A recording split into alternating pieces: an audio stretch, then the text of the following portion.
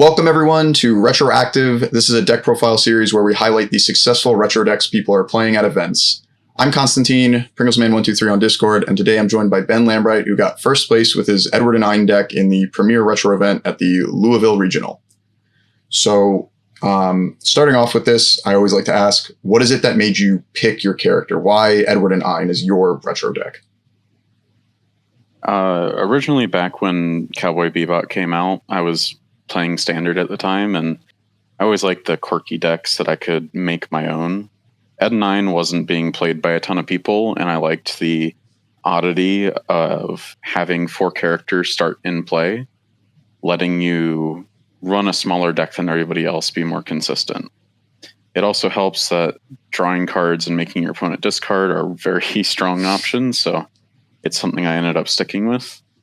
Playing it now, more so because I like to bring it out a couple times a year for retro, make a couple tweaks based on what's available now, and just run it when I scrub out.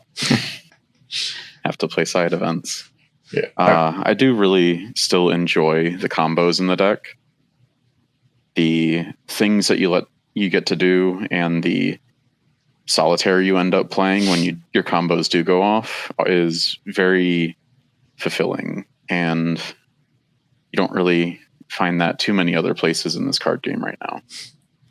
Yeah, and that mention about solitaire is a great lead into next question of like, what is the actual game plan for the list? What is the solitaire we're doing? How are we winning the game?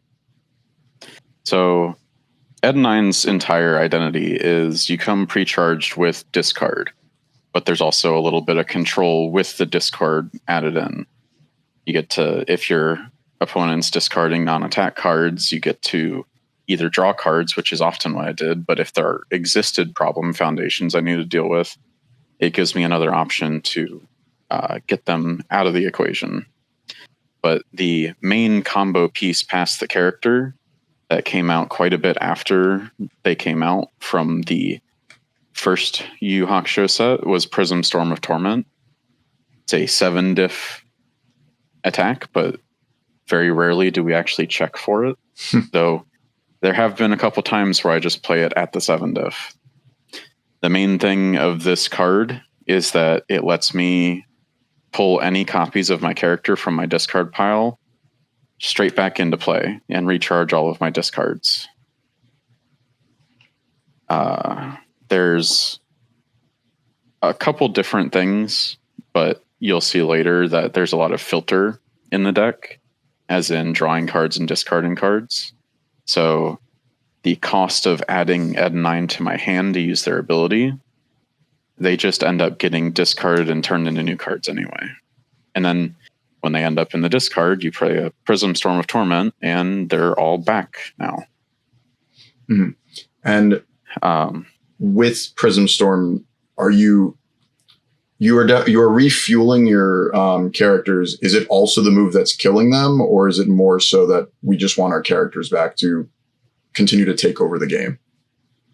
It kind of serves a multifunction. There's very few characters, so the other part of Prism Storm is that if it is the 7th card that you attempt to play in the turn, there's no check necessary, you automatically pass. But it also comes in at 14 speed. It's one of the biggest raw stat attacks that's available just on face in retro. It's very hard for many decks to do anything about it, but it also has Deadlock Stun 7. So that went off countless numbers of time over this event, though it's not been nearly as important in past events. There's a lot of things that the card does, and tacking on a little bit of damage to it can make it lethal. But oftentimes it was either just sealing the deal or getting some guaranteed damage in before pulling back and preparing for the next turn. Gotcha.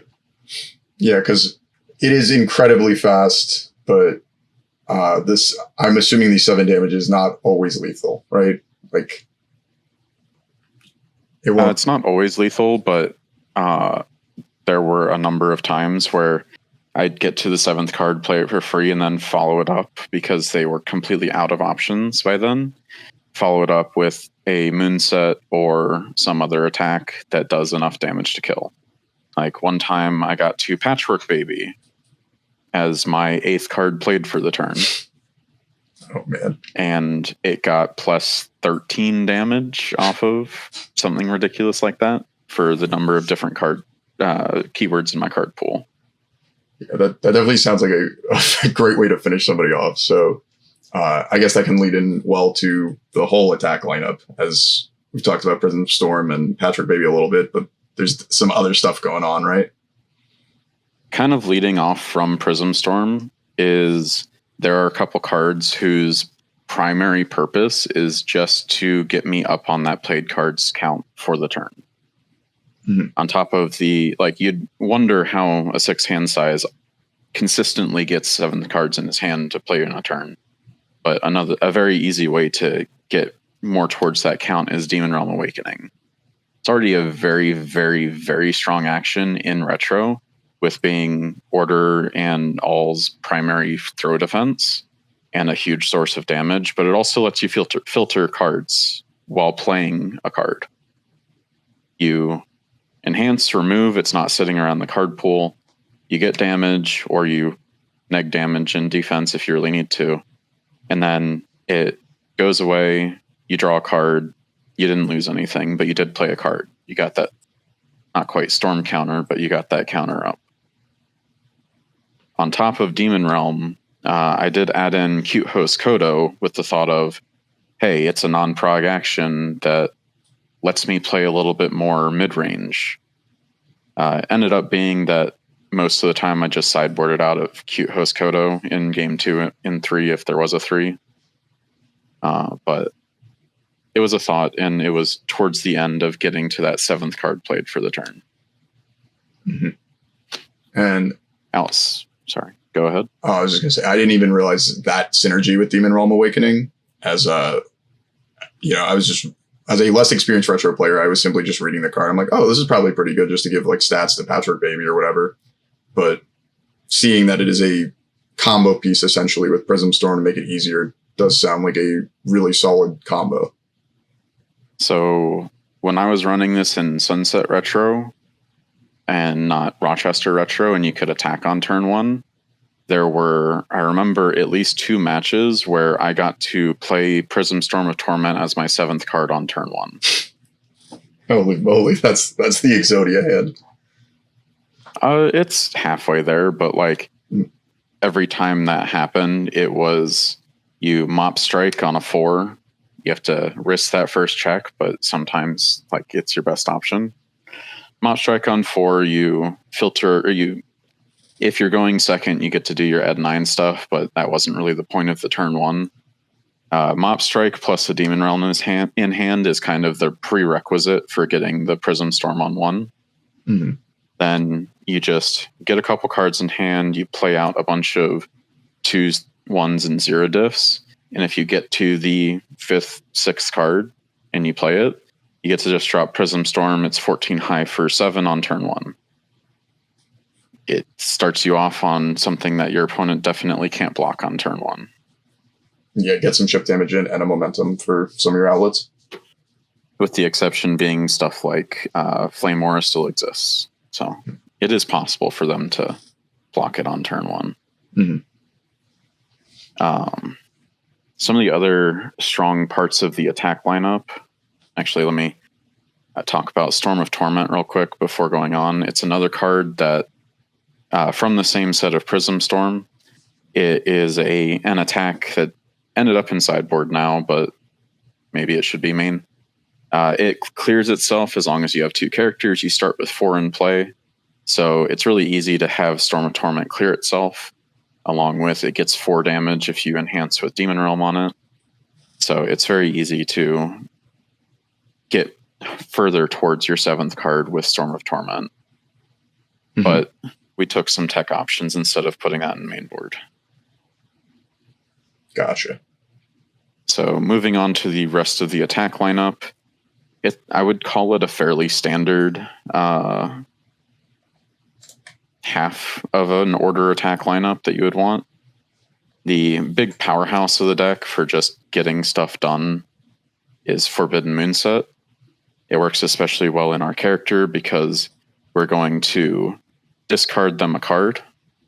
They normally only have 1 or 2 cards in hand, so we discard them first.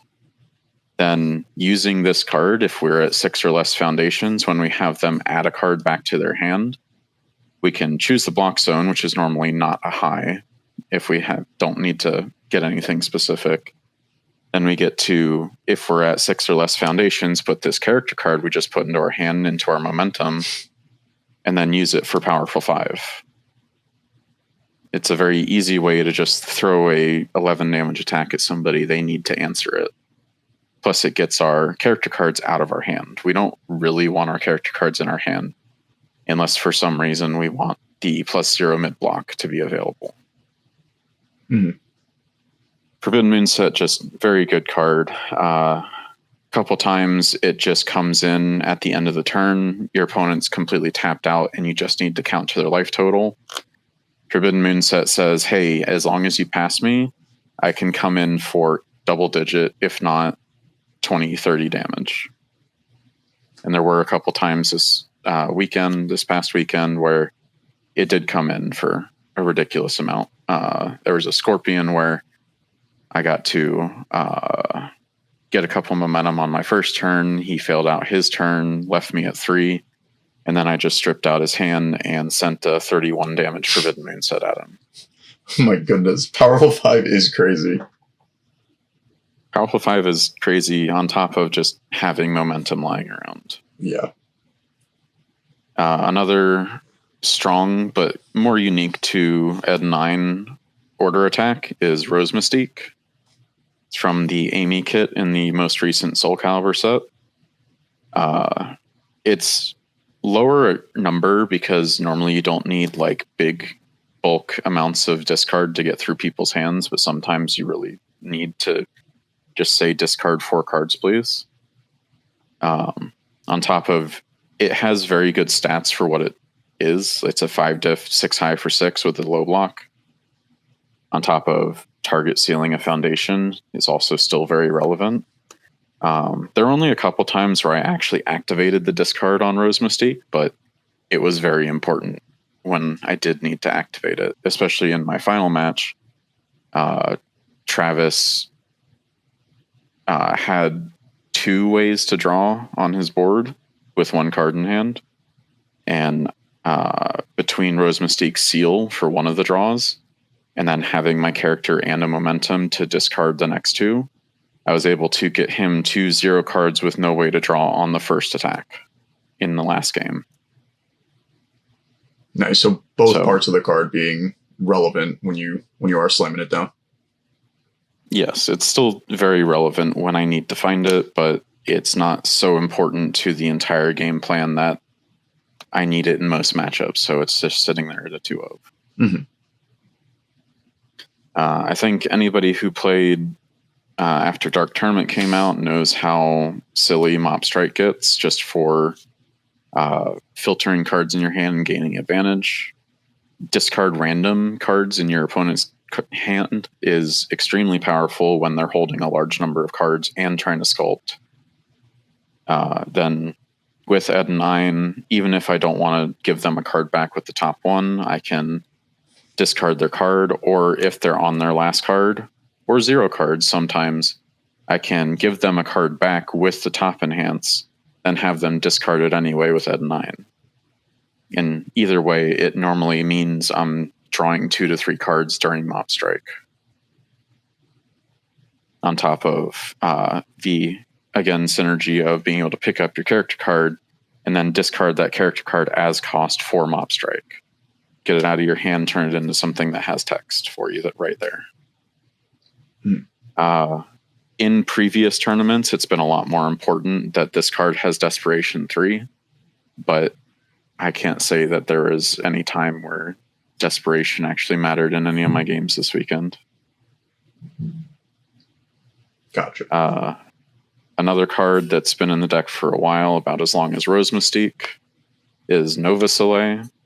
It's one of the nastiest reversals to play into many different characters. While I don't get to use Ed&Ein when I'm reversaling because they say your turn, it still presents a 3 high for 5 that if they don't block with a high block, even if it's 0 damage, if they don't block with a high block, their character gets committed. And there are very few characters that don't care about being committed in retro. So offense, defense, Nova Soleil is just a very strong card to have as a toolbox option. Mm-hmm. I think we'll probably see more in the foundations, but it looked like to me that the ready to foundations part of the card was mostly just more resources for defense. Is that usually what would happen with it? It's often the case, and with God of Thunder, like none of my foundations are committed if I don't want them to be, in most cases.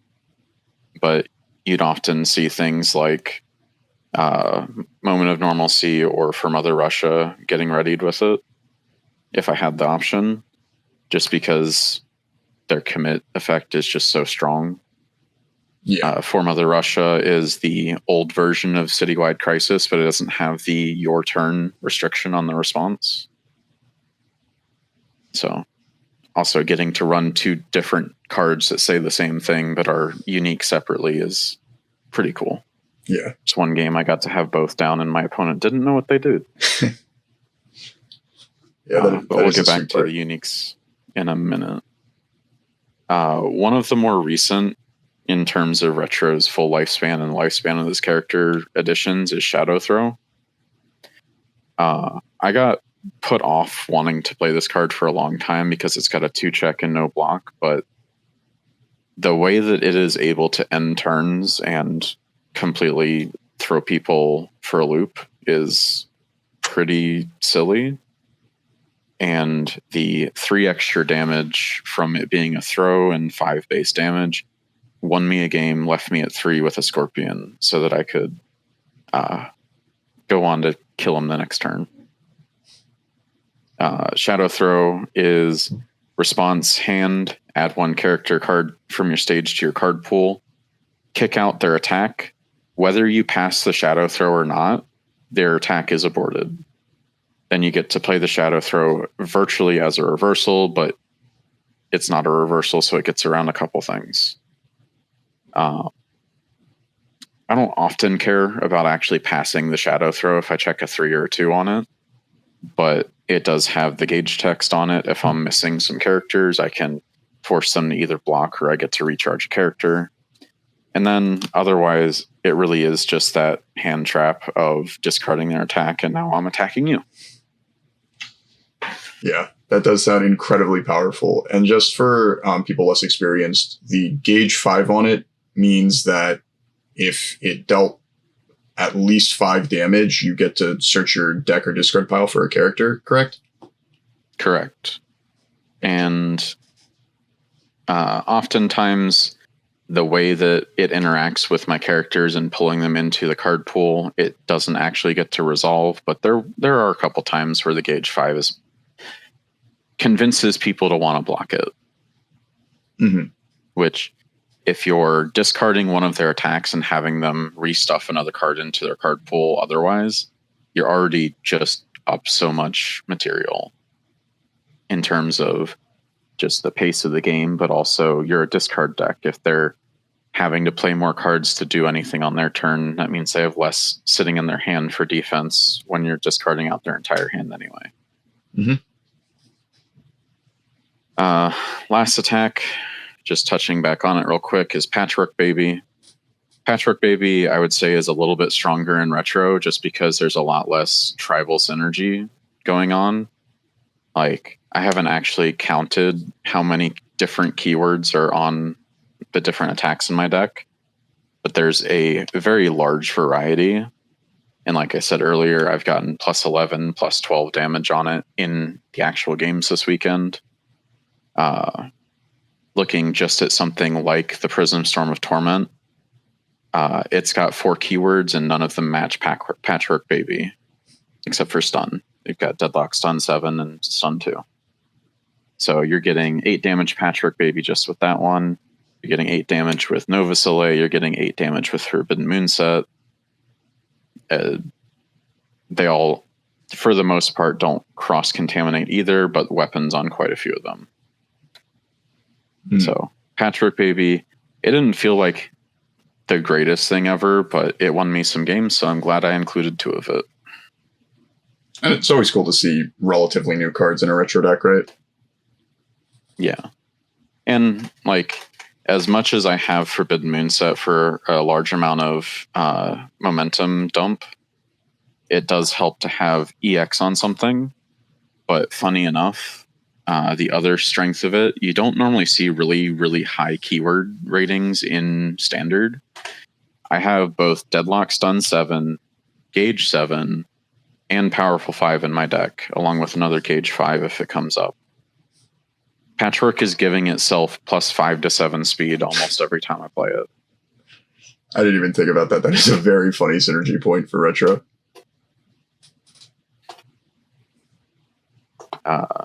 Then just touching on sideboard real quick, the Storm of Torments were if my opponent's playing some kind of control deck where they're not attacking me at all and Shadow Throw has no use, or I just feel like Shadow Throw isn't as important to actually play, I'll sub out for the Storm of Torments. And then going the other direction, 3 main board Shadow Throws. If I really need to just delete whatever attack they play, I'm going to put in the 4th. Mm-hmm. And would you side out like a Patrick Babies or something for the 4th Shadow Throw? I think most often it was a Nova Soleil. Mm-hmm. It's important in a lot of matches, but it's kind of a threat that I don't always really care about. There's a lot of characters that just don't have defensive abilities. And the real like necessary part of Nova Soleil is getting the character committed early so that I can just have my turn without worrying about their character. Gotcha. So they serve a similar reversal role, so that makes sense to side that out. Moving on to some unique cards. Retro is a place where you get to run a lot of unique cards because there are thousands of cards available. Most of these are actually standard, which I find kind of funny, but it used to be a lot more retro oriented on the uniques I was playing. You'd see things like Retreated to Arctica in my list before, or Refusing to Let Go, but they didn't have blocks and they weren't always relevant. Whereas almost all of the new ones have a place where they're extremely relevant. The few exceptions for the retro crowd of cards is, like I mentioned earlier, For Mother Russia is just a better copy of Citywide Crisis. It does almost entirely the same thing, just Citywide's locked to your turn. And then with things like God of Thunder being able to ready it, there was one game in particular where my opponent didn't know what these cards did and like formed to draw a card and then just started their turn with 2 cards from their hand in their card pool. And if they chose to attack me after that, I would have been able to ready at least one of them. So if they drew again, I get to put more cards in their card pool.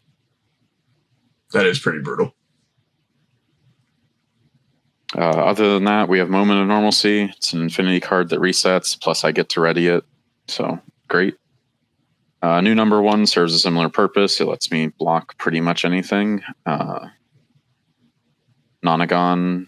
I probably should have gone for the Filled with Doubts too, instead of the Cute Host Kodos, but again, most of the list is locked in to some extent, and we're just trying out new stuff.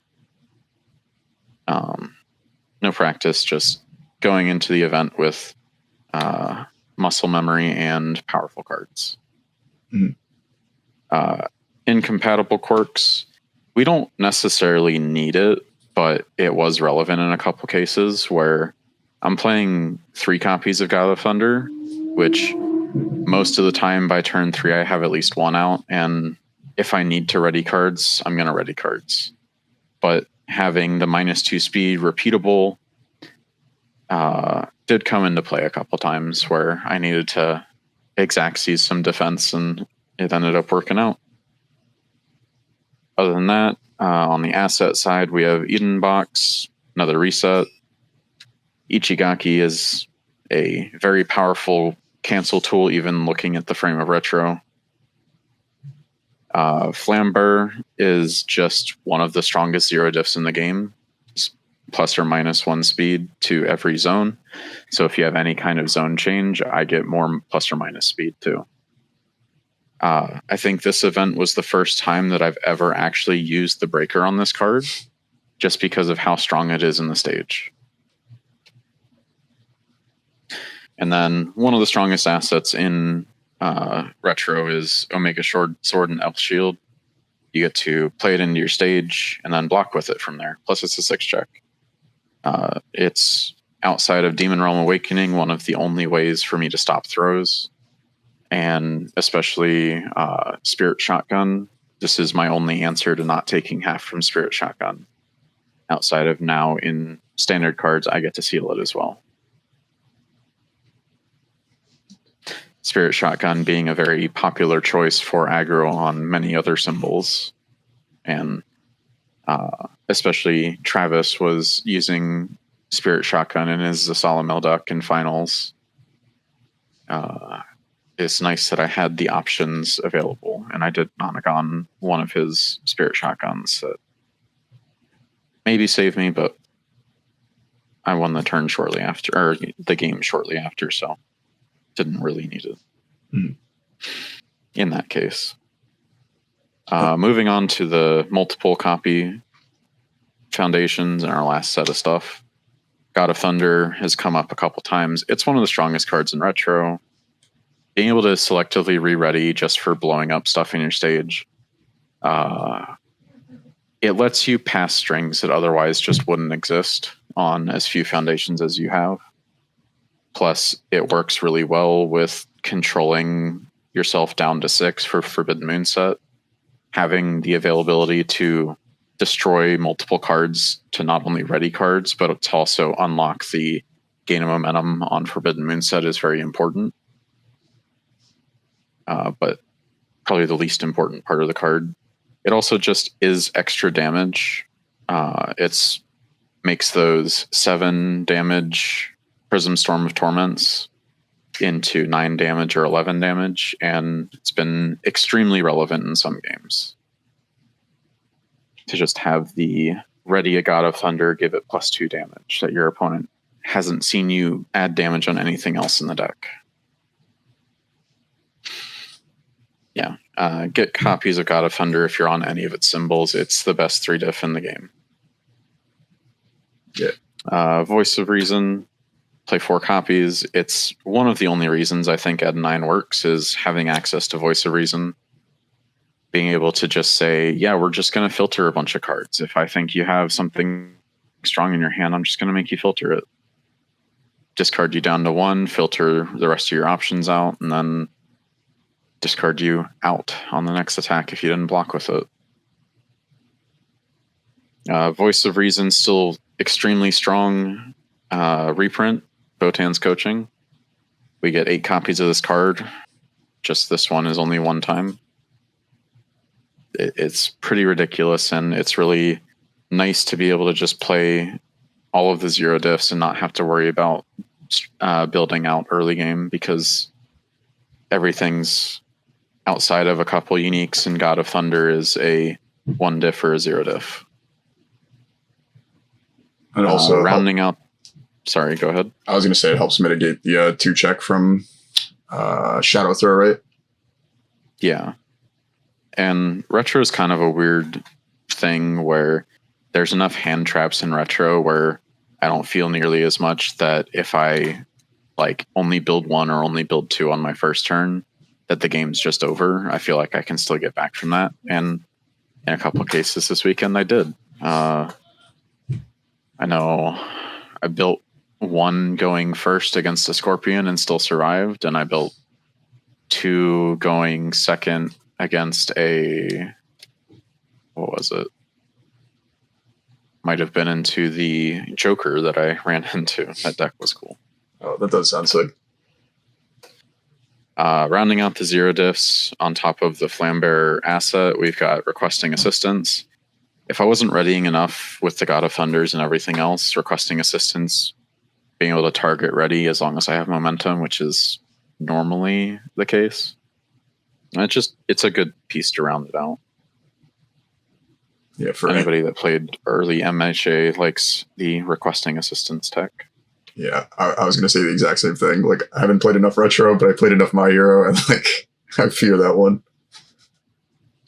Yeah. Another card that I don't like as much in Standard right now, but it was great in this deck, is Attitude Selector. Anytime that I'm discarding or filtering out with one of the Voice of Reasons or Botan's coaching, I can just have an extra card in my hand. It made a lot of difference on defense when a big part of the defense of this deck is running on low cards, running on 0 or 1 cards in hand, and just using Voice of Reason to draw random cards to try to defend with. Attitude Selector made it so that I had choice again on defense. I think it just doesn't really work in the decks I play in Standard as well. One of the great 4Xs from Retro, Feifei. They haven't quite reprinted something as strong as Feifei, even though it seems innocuous. The flip for -3 speed is one of the strongest defensive pieces that exists in Retro. Not like super OP strong, but flipping for -3 speed and essentially having it still commit for a 4 speed means that unless your opponent is doing Rodan levels of speed bonus, you have ways to make sure that you at least block one thing in a turn. Feifei is just... I could start every list on these symbols with 4 Feifeis and we get somewhere with every time. So describing that one as a staple, right? And it's kind of similar to Fast Friendship, just not always guaranteed -3. Yeah, it is the easiest -3. It doesn't have the restrictions of a lot of the standard cards that are -2 for a commit or -3 on condition. Or, like you said, Fast Friendship is the flip for -2, but sometimes 3. Mm-hmm. Closest thing that Standard has to Feifei. Another very important spam that should be staple in all the symbols is Ageless and Wise. The negation that it presents is one of the most wide-sweeping negations that has existed in Retro. It negates Taguro Brothers. It negates... Taguro Brothers is really the main one, but it negates Forbidden Moonset.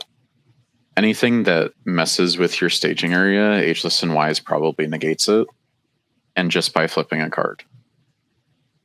It wasn't nearly as prominent in this tournament, but people were still playing the Taguro Brothers. People were still playing the target destroys or try to destroy a couple of your foundations. It's just a nice piece to have around. I was curious if you ever happened to Ageless and Wise and Unyielding Destruction. I don't know if anyone was playing that in the Retro games you played, but it's nobody that I played against resolved a Unyielding Destruction against me. I can't say for sure that nobody was playing it. Some of my matches, my opponent didn't really get to play. Gotcha. That would be a funny one in Standard for sure. Marrying Age is kind of just defense against the symbol mirror. Anybody that's running God of Thunder is probably also running Ageless and Wise on order. It just means it doesn't have the caveat that you haven't readied it this turn. Anytime your opponent readies, you just get to match them in readying cards. It's a snuff out piece where if they don't want to ready your entire stage or just have you free build from hand, they just won't ready stuff. So Marrying Age is a very good preventative card. The +0 high block is also very relevant sometimes. And then just sometimes people aren't ready for you to have commit +2 speed, ready it with God of Thunder +2 speed. Mm-hmm. And then one of the last additions to the deck is Don't Do This. There's only a couple times where I actually felt like I needed to use this, but it is another outlet without letting my opponent get something out of a reciprocal like discard draw. I can just discard one of my characters on one of my gauge attacks or Prism Storm and have it back and still get the stun one out of it. So it wasn't the most relevant card, but it wasn't nothing either. But mainly for the discard instead of the stun, right? Yeah, it's mainly for just the I don't want this card in my hand anymore. It serves me better somewhere else. Let me discard it. Maybe I'll get stun out of it. Mm-hmm.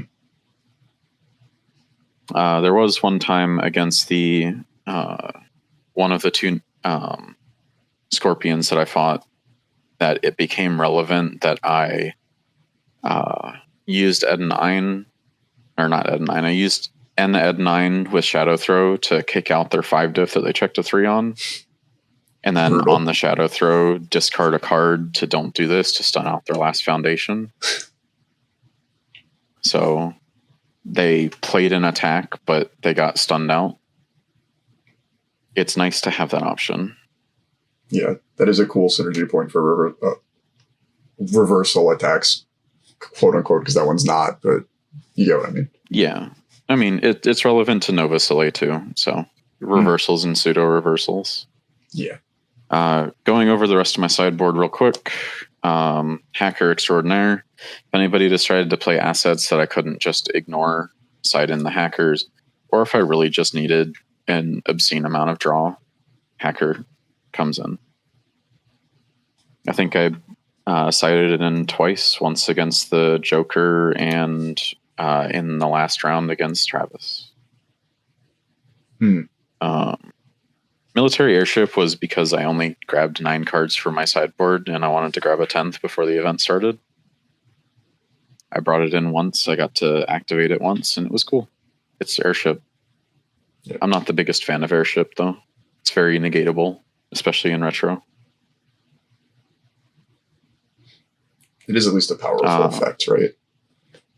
Yeah, I mean, it represented being able to play a 5 or 6 Forbidden Moonset turn and just kind of debuild my opponent into nothingness. Jesus. Definitely sounds brutal. It would have been 4 or 5, but I don't think I had another way to ready it for 6. Pursuing the Vendetta is something that kind of shares a spot with Aegis and Wise, where if my opponent is on some kind of full-on destruction kick, pursuing a Vendetta makes it very risky for them to want to do that, because oftentimes if they destroy something and I can't just straight up negate it, I get to flip Pursuing a Vendetta and, oh hey, that's a cool God of Thunder that I now have back in my stage. And especially the synergy with God of Thunder, Pursuing a Vendetta brings it in committed, and then I just blow up another foundation, oftentimes the flipped Pursuing to ready whatever I brought in. And would you usually just get God of Thunder with it? It depends. This never really came up in this weekend. The only person I sided it in with is Travis. Partially just because I really didn't think I could afford the Cute Host Kodo slowing me down. But I never got to activate the effect. Gotcha. I do have... It used to be that Retro was so hostile that I needed to run 4 Ageless and Wise and 4 Pursuing a Vendettas. It's just not quite as everything gets blown up whenever you activate an ability as it used to be. Then the last one is another cute tech piece for stuff like Deku 6. It's like Flame Aura, it's like Cool and Focused, it's like the standard version we had for a while. It just infinitely blocks lows. Or that's the wrong way to put it. it will block any low attack. It sets the speed to 0 and it's a +3 low block. And you just get to hold it in your hand and your opponent thinks it's unblockable and they get blocked. So awesome. I did want to ask, at least with that, did you use it against Moondance Ritual at all? Because I at least know that as like a threatening low attack that people will play that's kind of fast. That's not something I ran into, but it does describe one of those decks that this deck can struggle against. Selinka being that primary deck in that kit. It can be a struggle, but more so because they're running the Wishing Wards, and less so because I can't block stuff. So, gotcha. But thank you for going over the whole deck. Do you have any shout outs you want to give before we sign out? Not for retro, but we keen in separately for standard. So look out for Block Party in upcoming regionals. We'll aim to improve as a team. Yeah, I mean, you guys have been. I already saw you guys played some very cool decks, so I'm excited about that. But with that, we are signing out. Everybody watching, make sure to. Did you have a one more Most thing? of the team ended up going about 5-3 in this event. Yeah, so very close to top 16. Just one more win and you get there.